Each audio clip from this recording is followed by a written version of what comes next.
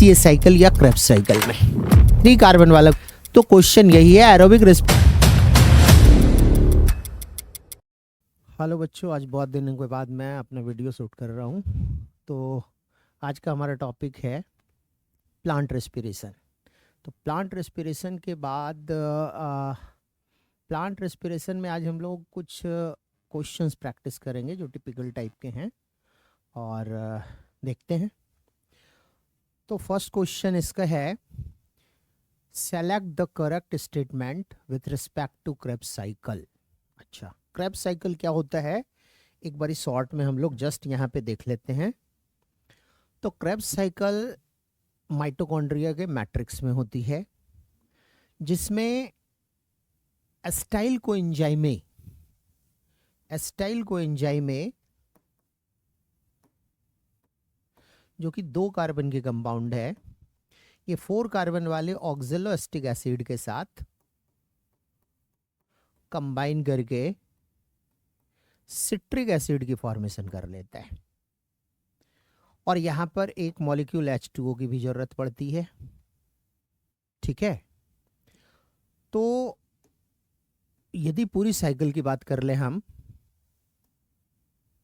तो citric acid के आगे कई इंटरमीडिएट्स और भी बनते हैं, जैसे एकोनिटिक एसिड बनेगा, आइसोसिट्रिक एसिड बन जाता है, आइसोसिट्रिक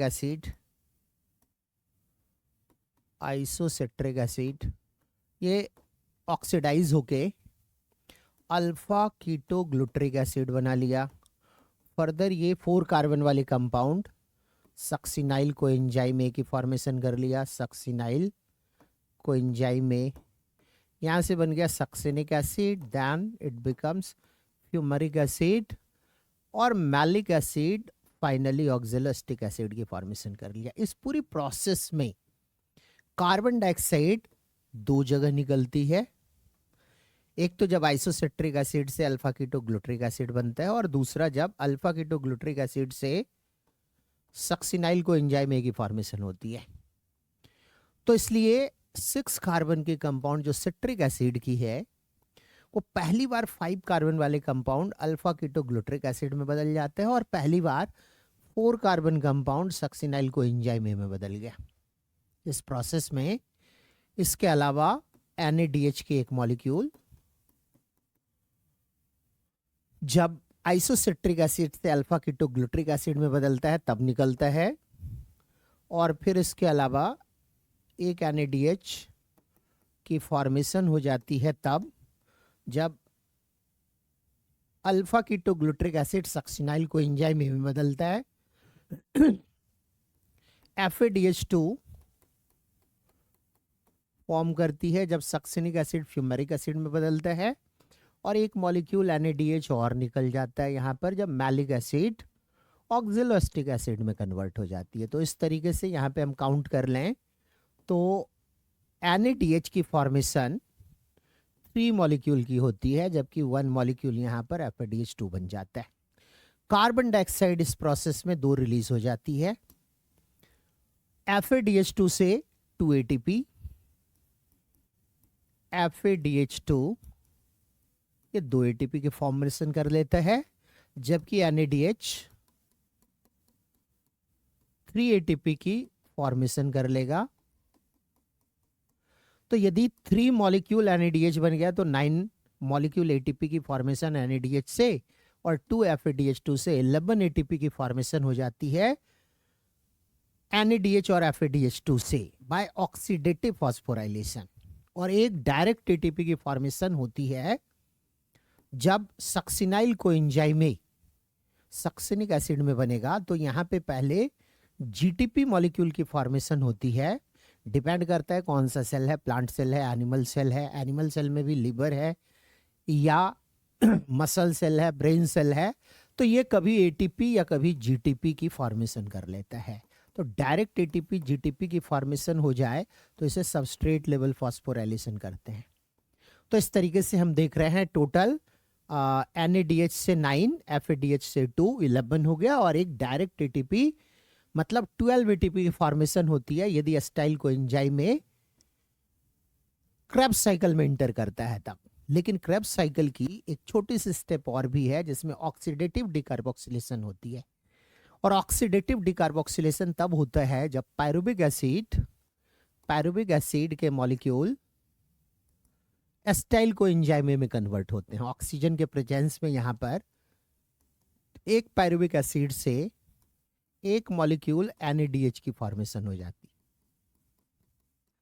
तो टोटल मॉलिक्यूल यदि क्रेब्स साइकिल की बात कर ले तो 15 ATP की फॉर्मेशन होती है एक क्रेब्स साइकिल में। लेकिन कभी कभी ऑप्शंस के अकॉर्डिंग हमें ध्यान में रखना होता है कि इस रिएक्शन को हम बोलते हैं लिंक रिएक्शन। ये कभी कभी इंक्लूड करना पड़ जाता है और कभी नहीं भी करते हैं। तो ऑप्शन यहां पे अब देखते हैं हम लोग कि हमारे पास क्या ऑप्शन दिया हुआ है। एक मिनट, पहले मैं इसको थोड़ा सा स्क्रीन छोटा कर लूं सो दैट क्वेश्चन हमारा इस पाथवे के साथ आ जाए। देखो लिखा हुआ है करेक्ट स्टेटमेंट को सेलेक्ट करना है क्रेब्स साइकिल के लिए। क्या क्या हो रही है, पहला क्या है, अकर्स इन साइटोप्लाज्म, नो, ये माइटोकॉन्ड्रियल मैट्रिक्स में होती है, इसलिए पहला ऑप्शन तो इसमें ठीक नहीं है। ठीक है, पहला ऑप्शन गलत हो गया। दूसरा, फेवर्ड बाय कोएंजाइम NADP नहीं, NAD प्लस होना चाहिए। Next, intermediate product contain 4, 5, 6, yes यहाँ पे देख लो आप। तो अल्फा कीटोग्लूटरिक एसिड 5 वाला है और सक्सिनाइल कोएंजाइम में से ऑक्सैलोएसिटिक एसिड 4 कार्बन वाली और सिट्रिक एसिड आइसोसिट्रिक एसिड यहाँ पर 6 कार्बन वाली है। इसलिए इसका करेक्ट आंसर ये थर्ड सी वाला इंटरमीडिएट 4, 5, 6 कार्बन कंपाउंड होगी। बाकी सारे इसमें ठीक नहीं है, 3 कार्बन वाला कोई नहीं बनता। तो ये फर्स्ट क्वेश्चन हम लोग कर लिए। आते हैं सेकंड नंबर क्वेश्चन पर। सेकंड क्वेश्चन है when is ferment glucose the product are. Fermentation जो होती है ग्लाइकोलिसिस के थ्रू होती है और फर्मेंटेशन सेल के बाहर होती है। ठीक है, तो जो फर्मेंटेशन में रिएक्शन होता है बिल्कुल ऐसी ही रिएक्शन होती है जो ग्लाइकोलिसिस में रिएक्शन होती है, लगभग ऐसी रिएक्शन होती है फर्मेंटेशन में। तो फर्मेंटेशन कई डिफरेंट टाइप के होते हैं। ईस्ट के थ्रू जो फर्मेंटेशन होती है, यहां पर एक ग्लूकोज मॉलिक्यूल C6H12O6 की फर्मेंटेशन बिना ऑक्सीजन के हो जाए तो यहां से 2 मॉलिक्यूल इथेनॉल C2H5OH और 2 मॉलिक्यूल कार्बन डाइऑक्साइड भी प्रोड्यूस हो जाती है। और इस प्रोसेस में स्मॉल अमाउंट ऑफ एनर्जी निकलती है जो लगभग 2 ATP के बराबर की होती है। तो यहां पर यदि हम ऑप्शन देख लें तो हमारे पास CO2 है, इथेनॉल भी प्रोड्यूस हो रही है, लेकिन यहां पहले ऑप्शन में नहीं है। दूसरे में इथेनॉल तो है, CO2 नहीं है। यहां पर थर्ड ऑप्शन देख लें तो इथेनॉल प्रोड्यूस हो रही है, CO2 हो रही है और साथ में स्मॉल अमाउंट ऑफ एनर्जी भी प्रोड्यूस हो रही है। इसलिए हमारा आंसर यहाँ पे सी है, थर्ड नंबर। आगे बढ़ते हैं हम लोग थर्ड क्वेश्चन में। Anaerobic respiration takes place. तो देखो एनारोबिक रेस्पिरेशन जो होती है वो ग्लाइकोलिसिस के थ्रू होती है और ग्लाइकोलिसिस साइटोप्लाज्म में होता है, यानी एनारोबिक रेस्पिरेशन सेल की साइटोप्लाज्म में होती है। Next question, chemiosmotic theory. ये केमियोस्मोटिक थ्योरी एक्सप्लेन किया था मिचेल ने और ये एक्सप्लेनेशन दी गई है कि माइटोकॉन्ड्रिया में जो NADH या FADH2 बनी है वो किस तरीके से ऑक्सीजन के प्रेजेंस में ATP की फॉर्मेशन करेगा। इसके अलावा केमियोस्मोटिक हाइपोथेसिस एक्सप्लेन करता है कि NADH किस तरीके से, किस मैकेनिज्म से ATP की फॉर्मेशन करता है, उस मैकेनिज्म को एक्सप्लेन करता है। जैसे माइटोकॉन्ड्रिया के अंदर जो इनर माइटोकॉन्ड्रियल मेम्ब्रेन है, उस इनर माइटोकॉन्ड्रियल मेम्ब्रेन पर ही इलेक्ट्रॉन ट्रांसपोर्ट सिस्टम के मॉलिक्यूल्स होते हैं और क्रेब्स साइकिल होती है माइटोकॉन्ड्रियल मैट्रिक्स के अंदर। तो ये मैट्रिक्स में मान लेते हैं NADH बना। जब इलेक्ट्रॉन ट्रांसपोर्टेशन हो रही है इनर माइटोकॉन्ड्रियल मेम्ब्रेन के थ्रू तो NADH का हाइड्रोजन यहां से ट्रांसपोर्ट होकर इंटरमेम्ब्रेनस स्पेस में चली आती है, और जब ये वापस आता है हाइड्रोजन आयन ऑक्सीजोम के थ्रू, तो यहीं से एटीपी की प्रोडक्शन होती है। तो केमियोस्मोटिक हाइपोथेसिस बताता है एक्चुअली कि इनर माइटोकॉन्ड्रियल मेम्ब्रेन के अक्रॉस एक प्रोटॉन ग्रेडियंट के कारण इंटरमेम्ब्रेन स्पेस का हाइड्रोजन आयन मींस प्रोटॉन निकलकर वापस मैट्रिक्स में आता है। जब मैट्रिक्स में आता है तो एटीपी की प्रोडक्शन हो जाती है। तो अब देख लो यहां पर केमियोस्मोटिक हाइपोथेसिस प्रोटॉन ग्रेडियंट की बात करता है।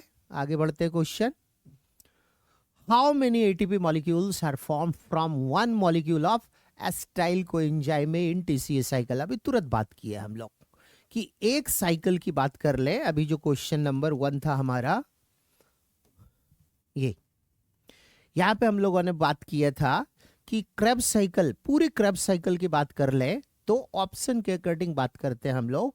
यदि लिंक रिएक्शन को इंक्लूड कर ले तो NADH4, और सिर्फ एसिटाइल कोएंजाइम ए के आगे की बात कर ले तो सिर्फ 3 मॉलिक्यूल्स ऑफ NADH की फॉर्मेशन हो जाती है। तो 3 मॉलिक्यूल NADH की फॉर्मेशन यदि हम कर ले,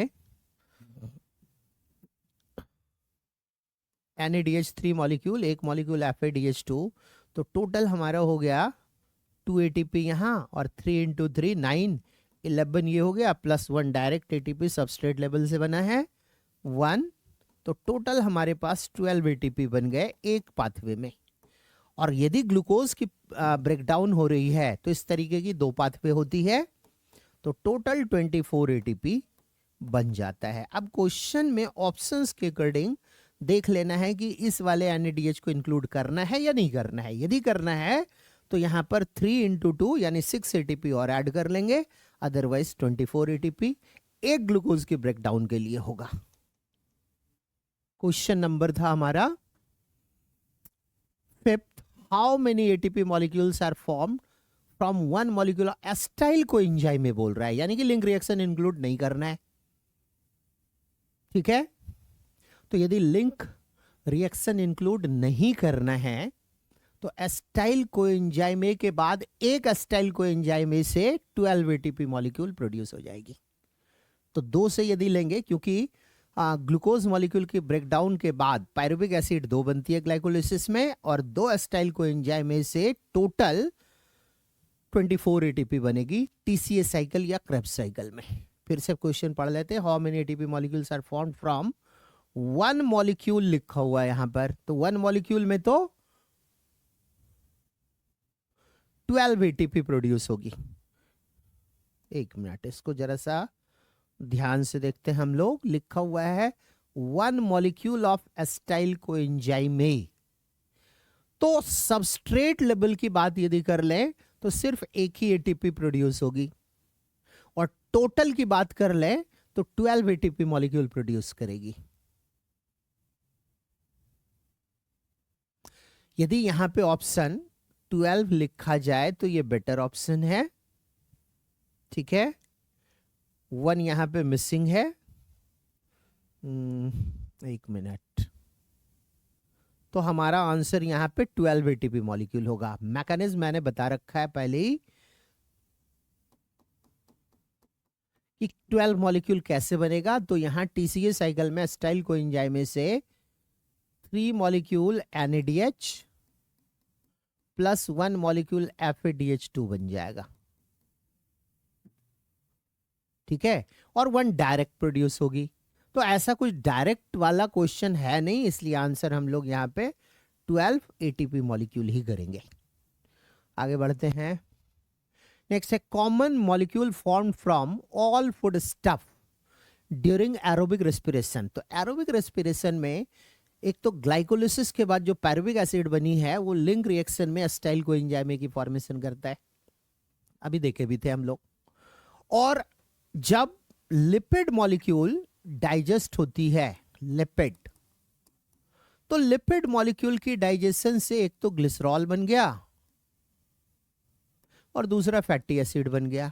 ये फैटी एसिड बीटा ऑक्सीडेशन के थ्रू एसिटाइल कोएंजाइम ए बना लेता है, और एसिटाइल कोएंजाइम ए ग्लिसरॉल से जो बनता है ये थ्रू डाइहाइड्रोक्सी स्टोन फॉस्फेट की फॉर्मेशन होती है। पहले डाइहाइड्रोक्सी स्टोन फॉस्फेट कन्वर्ट होता है 3-फॉस्फोग्लिसरल्डिहाइड में। इसके बाद एक चेन ऑफ रिएक्शन होती है, वो पहले पायरुविक एसिड में बना, पायरुविक एसिड से फिर एसिटाइल कोएंजाइम में।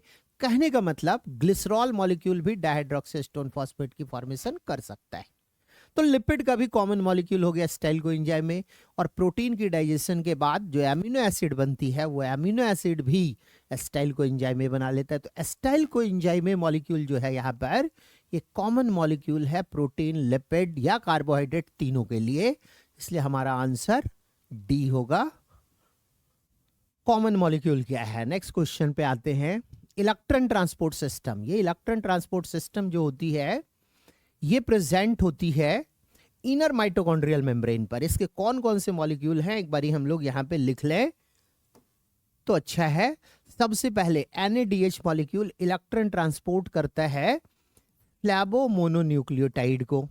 यहां से चली आती है इलेक्ट्रॉन फेरस सल्फर सेंटर से होता हुआ यूबिक्यूनॉन के पास। यूबिक्यूनॉन इलेक्ट्रॉन को ट्रांसपोर्ट कर देता है फिर साइटोक्रोम बी को। साइटोक्रोम बी से इलेक्ट्रॉन फेरस सल्फर सेंटर से होता हुआ फिर से चला जाता है साइटोक्रोम C1 को, और साइटोक्रोम C1 से साइटोक्रोम C में, और साइटोक्रोम C से साइटोक्रोम A, और साइटोक्रोम A से साइटोक्रोम A3। तो ये मॉलिक्यूल प्रेजेंट होती है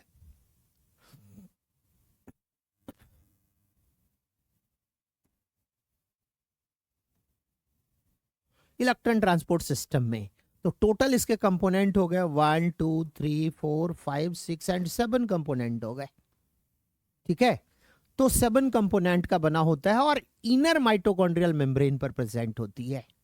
तो यहां पे पढ़ लेते हैं। Electron transport chain is a set of 7 electron carrier present in a specific sequence along inner mitochondrial membrane. तो हमारा यहां पे आंसर हो गया ये फर्स्ट वाला ए। हमारा आंसर हो गया यहां पर ए। ठीक है, आगे बढ़ते हैं हम लोग।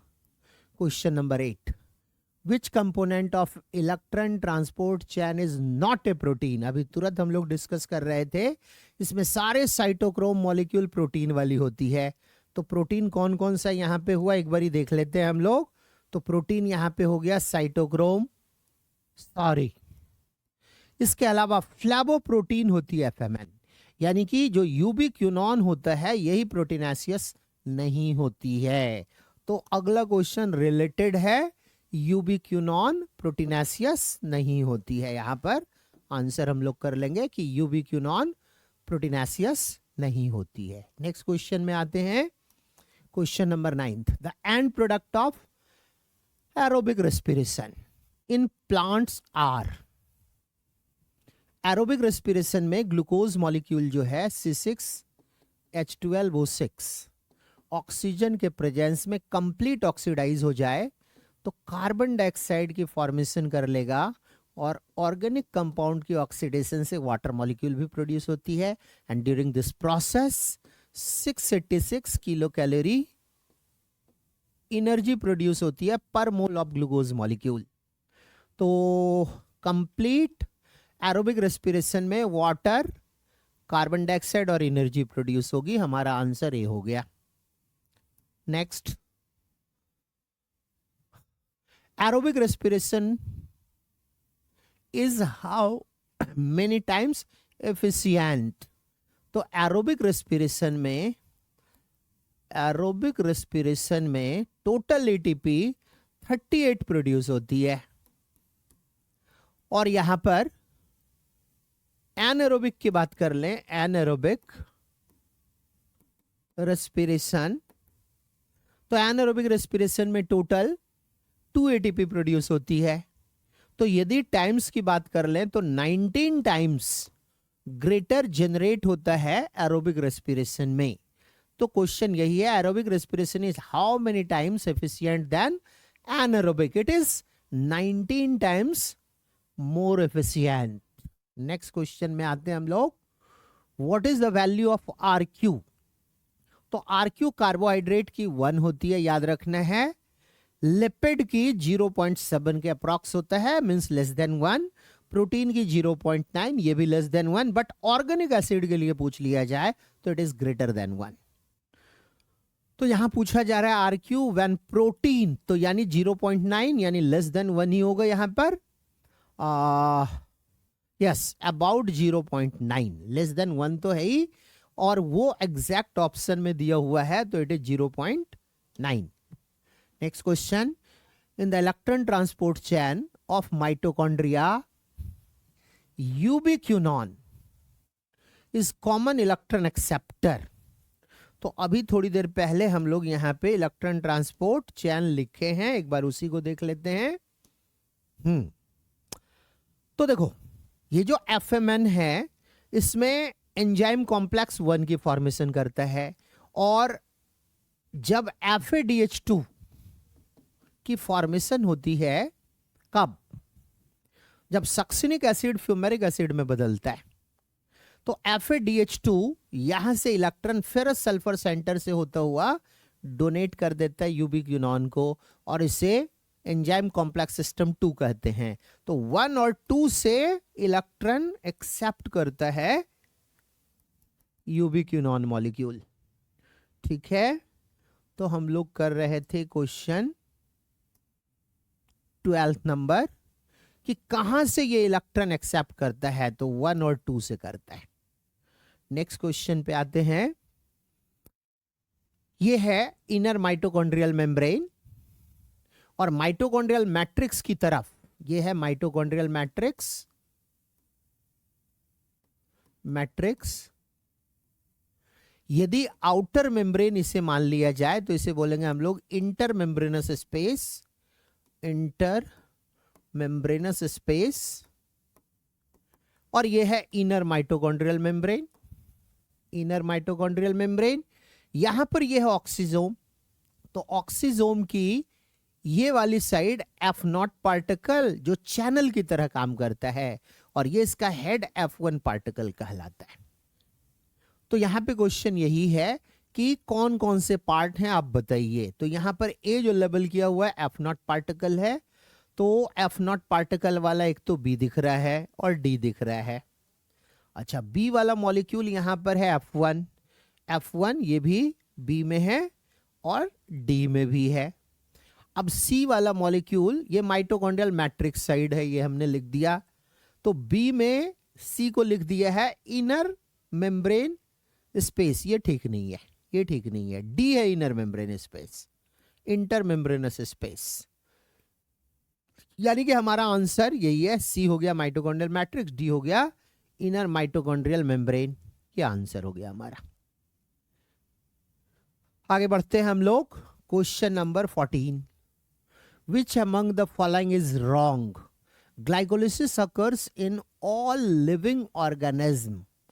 देखो, कोई भी लिविंग ऑर्गेनिज्म है, मेटाबॉलिज्म एक कैरेक्टरिस्टिक फीचर है और साथ में डिफाइनिंग फीचर भी है। यानी मेटाबॉलिज्म हर एक इंडिविजुअल में होती है, और बिना एनर्जी के कोई भी इंडिविजुअल जिंदा नहीं रह सकता है। तो एनर्जी तो चाहिए, तो एनर्जी बनाने की प्रोसेस एरोबिक या एनारोबिक रेस्पिरेशन से होते हैं, और दोनों में ग्लाइकोलिटिक पाथवे कॉमन होती है। तो ग्लाइकोलिसिस तो सारे ऑर्गेनिज्म में होगा, ये ठीक है। तो पहला ठीक है हमारा। नेक्स्ट आगे बढ़ते हैं। TCS cycle and electron transport system only during respiration, aerobic respiration, ये भी ठीक है, एरोबिक रेस्पिरेशन में होता है। Complete oxidation of pyruvate occurs by removal of all hydrogen atom in TCA cycle. Complete oxidation of pyruvate occurs by removal of all hydrogen atom in TCA cycle. ये भी ठीक है, यानी एक भी रॉन्ग स्टेटमेंट नहीं है इसमें, इसलिए हमारा आंसर हो गया D. D is correct answer. आगे बढ़ते हैं। Select the wrong statement with respect to glycolysis. तो ग्लाइकोलिसिस माइटोकॉन्ड्रिया के नहीं, साइटोप्लाज्म में होती है। रॉन्ग स्टेटमेंट बोलना है तो ये लिखा है इट अकर्स आउटसाइड माइटोकॉन्ड्रिया, ठीक है ये। It is an anaerobic phase, ये बोला जा सकता है, ये सही है। नेक्स्ट है glucose undergo partial oxidation to form 2 molecules of pyruvic acid, ऐसा होता है ग्लाइकोलिसिस में। Next, glucose is phosphorylated to glucose 6 phosphate by isomerase नहीं, हेक्सोकाइनेज एंजाइम। ये एंजाइम का नाम ठीक नहीं है, इसलिए हमारा आंसर यही हो गया, क्योंकि हमें रॉन्ग स्टेटमेंट बतानी है। बाकी तीनों सही है, ये डी गलत है। Next, read the following statement. Assertion में लिखा हुआ है RQ of fat is less than unity, बिल्कुल सही है, क्योंकि फैट की आरक्यू 0.7 होती है। Fats are poor in structural oxygen, hence require more oxygen for fixation. एक एग्जांपल लिख लेते हैं फैट का, जैसे ट्राइपामिटीन की मॉलिक्यूलर फॉर्मूला होती है C51H98O6, तो बिल्कुल सही बात है कि कार्बन और हाइड्रोजन के कंपैरिजन में ऑक्सीजन कंपैरेटिवली बहुत ही कम होता है, और इसलिए इसको कंप्लीट ऑक्सीडाइज करने के लिए कार्बन कितने हैं 51, ऑक्सीजन 6, तो बाहर से हमें यहां पर ऑक्सीजन देना पड़ेगा। तो एक ही करेक्शन तो है ही ये सारे, और एक्सप्लेनेशन भी है, इसलिए हम इसको बोलेंगे both A and R are true and R is correct explanation of A. Next question है how many ATP molecules are produced after complete oxidation of 1 molecule of fructose 1,6 bisphosphate. तो एक टिपिकल टाइप ऑफ ग्लाइकोलिसिस की बात कर ले तो ये glucose से स्टार्ट होकर 2 मॉलिक्यूल पायरुविक एसिड की फॉर्मेशन कर लेता है। तो ग्लूकोज से पहले बन जाता है ग्लूकोज 6 फॉस्फेट, और यहां पर एक एटीपी लगानी पड़ती है, पहले एटीपी लगानी पड़ती है, ये बन गया ग्लूकोज 6 फॉस्फेट। फिर यहां से फ्रक्टोज 6 फॉस्फेट की फॉर्मेशन होगी, और फ्रक्टोज 6 फॉस्फेट ऑक्सीडाइज कर जाता है फ्रक्टोज 1,6 बिसफॉस्फेट में।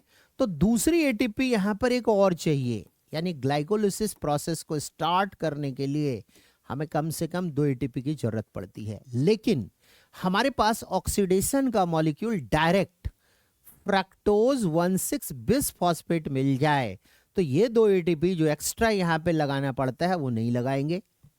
तो एक typical type of aerobic respiration में 38 एटीपी नेट गेन होती है, जिसमें से ये 2 माइनस करके लिखते हैं हम, तो ये माइनस नहीं होकर ये प्लस हो जाएगा, और फ्रक्टोज 1,6 बिसफॉस्फेट से इस तरीके से टोटल 40 एटीपी की फॉर्मेशन हो जाएगी।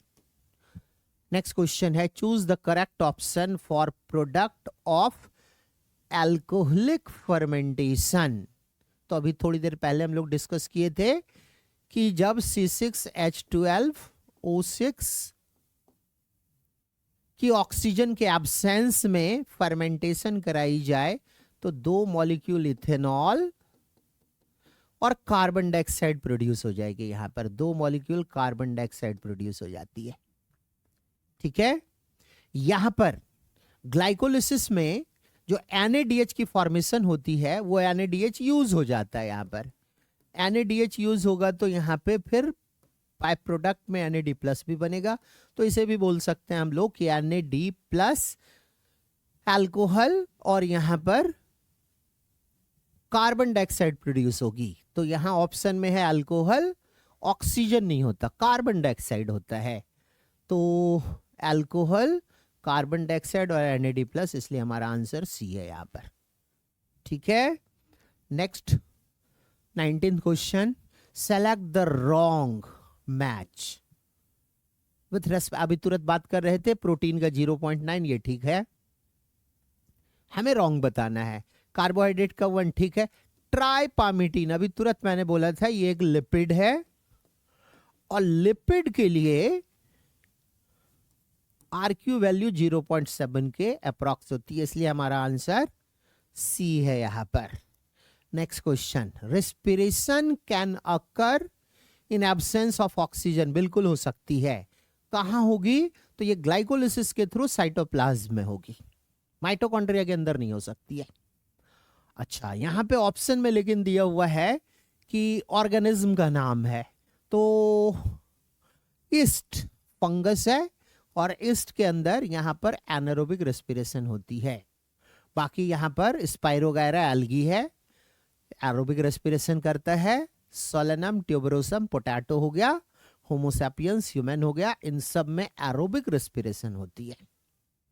Next, and product of aerobic respiration, अभी तुरंत बात किए थे हम लोग। एरोबिक रेस्पिरेशन में जैसे ग्लूकोज है C6H12O6, एरोबिक रेस्पिरेशन में ऑक्सीजन चाहिए 6 मॉलिक्यूल, तो 6 मॉलिक्यूल ऑक्सीजन के प्रेजेंस में यहाँ पे 6 मॉलिक्यूल कार्बन डाइऑक्साइड और 6 मॉलिक्यूल वाटर प्रोड्यूस होती है। साथ में जो एनर्जी प्रोड्यूस हुआ 686 किलो कैलोरी पर मोल, वो एटीपी 38 बना लेता है, 38 एटीपी की भी फॉर्मेशन हो जाती है। तो एंड प्रोडक्ट इसका हो गया कार्बन डाइऑक्साइड और वाटर मॉलिक्यूल, साथ में एनर्जी प्रोड्यूस होगी। तो पहला ऑप्शन है शुगर, नहीं, गलत है। कार्बन डाइऑक्साइड, वाटर और एनर्जी, ये होगा प्रोड्यूस। तो हमारा आंसर हो गया ये 21 का बी। नेक्स्ट आते हैं हम लोग 22 क्वेश्चन, इन लैक्टिक एसिड फर्मेंटेशन। तो लैक्टिक एसिड फर्मेंटेशन में कार्बन डाइऑक्साइड एक भी रिलीज नहीं होता है। और लैक्टिक एसिड फर्मेंटेशन में होता क्या है, एक बार लिख लेते हैं। तो जो लैक्टिक एसिड है, एक मिनट,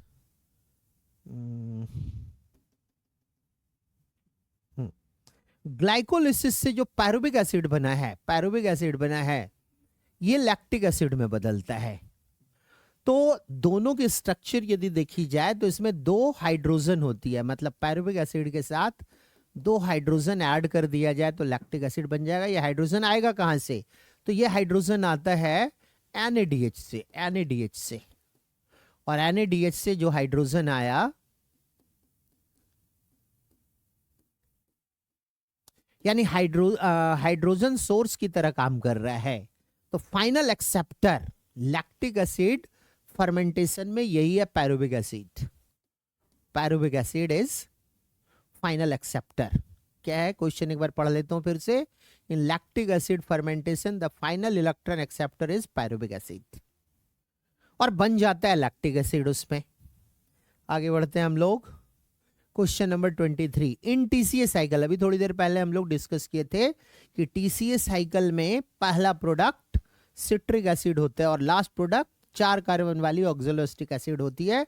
और स्टार्ट कहां से होता है? एसिटाइल कोएंजाइम से स्टार्ट होता है। 3 NADH बन जाती है, एक मॉलिक्यूल FADH2, एक डायरेक्ट ATP बनती है और 2 बार डिकार्बोक्सिलेशन होती है। तो अब क्वेश्चन पढ़ लेते हैं। यहां पर क्या है question? TCA cycle starts with condensation of acetyl coenzyme। Yes, oxaloacetic acid के साथ कंडेंसेशन होती है। एसिटाइल कोएंजाइम जब ऑक्सैलोएसिटिक एसिड के साथ मिलता है, जो 4 कार्बन के कंपाउंड है और एसिटाइल ग्रुप 2 कार्बन की, इन दोनों के रिएक्शन के कारण 6 कार्बन वाला एक सिट्रिक एसिड की फॉर्मेशन हो जाती है। ये 6 कार्बन के कंपाउंड है। तो इसलिए हमारा आंसर हो गया ऑक्सैलोएसिटिक एसिड, लास्ट प्रोडक्ट। या इसको ऑक्सैलोएसिटिक एसिड को first molecule of citric acid भी कहते हैं। नेक्स्ट आगे बढ़ते हैं हम लोग। Which step is called link reaction. Yes, अभी तुरंत पढ़े थे हम लोग कि जो ग्लाइकोलिसिस में पायरुविक एसिड की फॉर्मेशन हुई है, ये एसिटाइल कोएंजाइम में बदल जाता है, एसिटाइल कोएंजाइम। और इस प्रोसेस के अंदर पायरुविक एसिड की 3 कार्बन से जो 2 कार्बन वाला एसिटाइल ग्रुप बना, तो एक कार्बन रिलीज हुई in the form of carbon dioxide. Glycolysis में 2 पायरुविक एसिड की फॉर्मेशन हुई है, तो उनसे 2 कार्बन डाइऑक्साइड यहां पर रिलीज होगा। अब पढ़ लेते क्वेश्चन एक बार फिर से। Which step is called link reaction, इसी का नाम है। इसमें कार्बन डाइऑक्साइड रिलीज हो रही है ऑक्सीजन के प्रेजेंस में, इसलिए इसको ऑक्सीडेटिव डिकार्बोक्सिलेशन भी कहते हैं। Oxidative decarboxylation. Which step is called link reaction in aerobic respiration. Glycolysis link reaction नहीं है। Yes, it is formation of acetyl coenzyme है, यस, ठीक है। और लास्ट क्वेश्चन है हमारा आज के लिए, 25 क्वेश्चन मैं डिस्कस कर रहा हूं आज, तो ये लास्ट क्वेश्चन है प्लांट रेस्पिरेशन की। NADH generated in glycolysis, glycolysis की बात कर रहा है, produce ATP in electron transport system in presence of oxygen, बिल्कुल सही बात है। In absence of oxygen this NADH functions as, yes, अभी जैसे बात कर रहे थे हम लोग कि पायरुविक एसिड से लैक्टिक एसिड बना, पायरुविक एसिड इथेनॉल भी बनाता है, पायरुविक एसिड से एसिटिक एसिड भी बनती है। तो यहां पर इन तीनों स्टेप में, ये तीनों रिएक्शन एनारोबिक रेस्पिरेशन है, इन तीनों स्टेप में NADH मॉलिक्यूल हाइड्रोजन प्रोवाइडर का काम करता है, ठीक है, और रिडक्शन प्रोसेस करवा देता है। तो ये रिड्यूसिंग एजेंट बोला जा सकता है। NADH यहां पर रिड्यूसिंग एजेंट है क्योंकि हाइड्रोजन प्रोवाइड कर रहा है, तो जो हाइड्रोजन प्रोवाइडर हो इसी को हम बोल देते हैं रिड्यूसिंग एजेंट। तो आज हम लोग 25 क्वेश्चंस कंप्लीट कर लिए हैं, बाकी इसी तरीके से एक सीरीज में चलाऊंगा, बाकी लोग इसे ध्यान से आप देखोगे, बाकी अगली क्लास में। तब तक के लिए